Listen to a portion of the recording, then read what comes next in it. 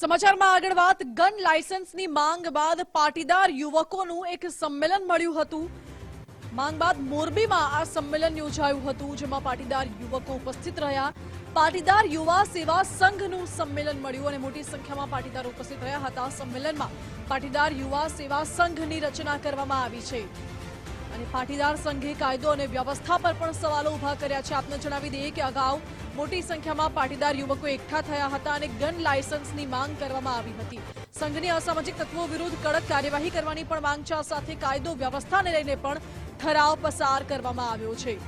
મહત્વનું છે કે મનોજ પનારાએ કેટલીક માંગણીઓ સાથે જાહેરમાં ઠરાવ પાસ કર્યો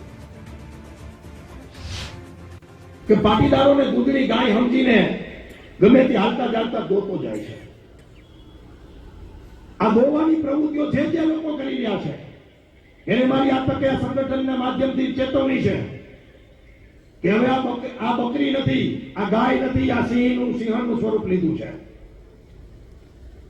દોવાનું બંધ કરી દઈએ, નહીતર દોવા વાળાની શું હાલત થશે એ સમાજ હવે આવતા દિવસોમાં બતાવશે। જે રીતે મોરબી જિલ્લાના દર મહિને પાટીદારો એકત્રિત થાય છે પોતાની સમસ્યાને લઈને, એ જ અનુસંધાને સનાડા ગામ ખાતે પાટીદારો હજારોની સંખ્યામાં એકત્રિત થયા હતા અને આ મીટિંગની અંદર અમે 5 ઠરાવો પસાર કર્યા છે। એમાં પહેલી માંગણી અમારી રાજ્ય સરકાર પાસે એ છે કે પાટીદાર યુવાનો સહિત ગુજરાતના તમામ સમાજના યુવાનો બરબાદ થઈ રહ્યા છે આ ઓનલાઈન ગેમિંગના કારણે।